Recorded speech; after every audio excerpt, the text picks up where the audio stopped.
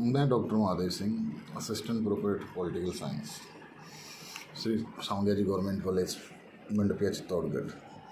आज हम पढ़ेंगे ऑप्स की सामाजिक समृद्धि की प्राकृतिक अवस्था और प्राकृतिक कानून और अधिकारों के बारे में चर्चा करेंगे। जब हम प्राकृतिक अवस्था या प्राकृतिक दशा, जिसे नेचुरल स्टेज भी कहा जाता है, ऑप्स राज्य की उत्पत्ति से पूर्व की अवस्था को या पूर्व की दशा को, पूर्व की स्थिति को, या जो पूर्व राज्य से उत्पन्न होने से पूर्व जो परिस्थितियां हैं उनको प्राकृतिक दशा या प्राकृतिक अवस्था का नाम देता है। उसने मानव स्वभाव के बारे में जो चित्रण किया हॉब्स ने, उसी चित्रण के सिलसिले में ही मनुष्य को उसने स्वार्थी, अहंकारी, सतत संघर्ष में और अपनी इच्छाओं की पूर्ति में लीन बताया कि मनुष्य है वो स्वार्थी है, अहंकारी है, सदैव अपनी इच्छाओं की पूर्ति के लिए अनवरत संघर्ष में रहता है, जिसका अनिवार्य परिणाम ये निकलता है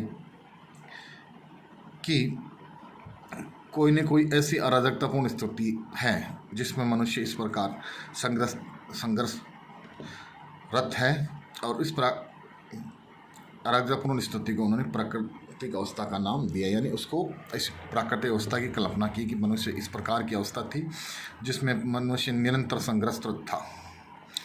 हॉब्स के अनुसार प्राकृतिक अवस्था सतत युद्ध के अतिरिक्त और कुछ नहीं हो सकती।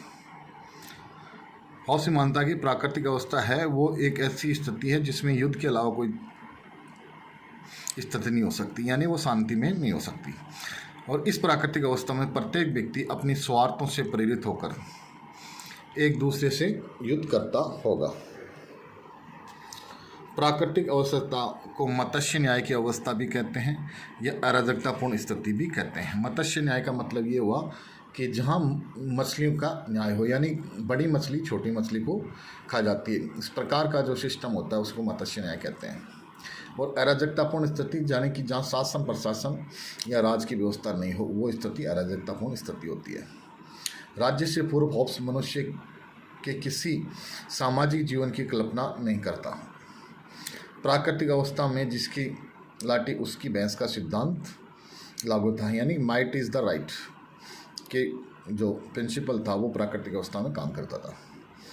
प्राकृतिक अवस्था में मनुष्य का जीवन यानी कि जो प्राकृतिक अवस्था थी वह एकांकी, निर्धन, कुत्सित, पशुतुल्य और छोटी थी। यानी इसमें मनुष्य का जो जीवन था वो एकांकी था, वो निर्धन था, वह पीड़ित था, पशुतुल्य था और शॉर्ट टर्म था। वास्तव में देखा जाए तो ये सबके विरुद्ध संघर्ष या युद्ध की स्थिति थी।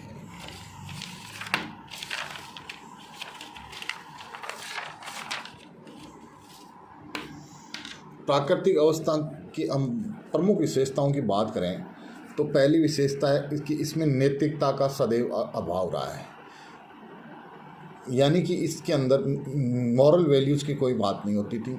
सत्य और असत्य का कोई विचार नहीं था। दूसरी विशेषता, इसमें न्याय और अन्याय के विचार का बिल्कुल अभाव था। और जो तीसरी महत्वपूर्ण विशेषता है कि इसके तहत कि इसमें पर्सनल प्रॉपर्टी यानी व्यक्तिगत संपत्ति नहीं थी। प्राकृतिक अधिकार और प्राकृतिक कानून, प्राकृतिक अवस्था में प्राकृतिक अधिकार और प्राकृतिक कानून भी थे। प्राकृतिक अधिकार से हॉब्स का तात्पर्य है कि प्राकृतिक अधिकार से हॉब्स का तात्पर्य है कि मनुष्य अपने जीवन को सुरक्षित करने के लिए जो भी कार्य करे उसको कार्य करने की स्वतंत्रता होना। वह अपने जीवन को बनाए रखने के लिए, उसको सुरक्षित रखने के लिए किसी को भी लूटने, पीटने या जान से मारने की स्वतंत्रता रखता है। प्रसिद्ध राजनीतिक टिप्पणीकार टी.एच. हक्सले ने इस प्रकार के अधिकार को, यानी ऐसे जो प्राकृतिक अधिकार है उनको शेर का अधिकार कहा है। हॉब्स एकमात्र प्राकृतिक अधिकार की कल्पना करता है या मानता है, वह है जीवन जीने का अधिकार, यानी व्यक्ति के अस्तित्व को खतरे में नहीं डाला जा सकता, यानी उसको जीने का अधिकार है। हॉब्स प्राकृतिक अधिकार और प्राकृतिक कानूनों में अंतर करता है। हॉब्स के लिए प्राकृतिक कानून का से अर्थ है प्रत्येक मनुष्य को अपनी आत्मरक्षा के लिए आवश्यक समस्त कार्यों को करने की स्वतंत्रता है। वहीं दूसरी ओर प्राकृतिक कानून द्वारा मनुष्य को ऐसे कार्य करने से रोका जाता है या रोका जा सकता है जो उसकी समस्त प्रबल इच्छा अर्थात प्राण रक्षा के लिए घातक हो, यानी जो मनुष्य के जीवन के लिए जो घातक चीज़ें हैं उनको करने से मनुष्य को रोका जा सकता है। ये प्राकृतिक विधिक है। प्राकृतिक अधिकार से स्वतंत्रता का और प्राकृतिक कानून से दायित्व का बोध होता है, यानी कि जो अधिकार है वह कहीं न कहीं स्वतंत्रता का और प्राकृतिक कानून या विधि है वह लाइबिलिटीज़ ड्यूटीज़ का बोध कराता है। हॉब्स ने 19 प्रकार के प्राकृतिक कानून बताए हैं। वो 19 प्रकार के प्राकृतिक कानून मानता है, परंतु उन 19 प्राकृतिक कानूनों में 3 कानून प्रमुख हैं।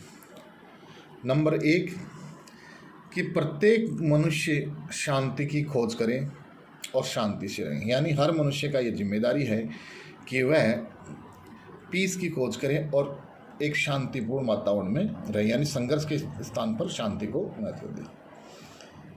दूसरा है सब मनुष्य अपने प्राकृतिक अधिकारों का त्याग करें, यानी कि मनुष्य की शांति के पक्ष में, व्यवस्था के पक्ष में अपने अधिकारों का त्याग करेंगे, तभी लेवाथन का जन्म होता है।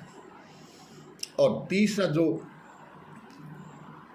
कानून है वह है कि मनुष्य को अपने वचन का पालन करना चाहिए, कि मनुष्य जो कमिटमेंट करता है उस कमिटमेंट को सदैव उसका अनुसरण करना चाहिए, यानी वचनबद्धता होनी चाहिए, वचन से हटना नहीं चाहिए। इस प्रकार हमने आज हॉब्स के जो समझौते की प्राकृतिक अवस्था है उसके प्राकृतिक कानून और प्राकृतिक अधिकारों के बारे में विस्तृत रूप से चर्चा की है।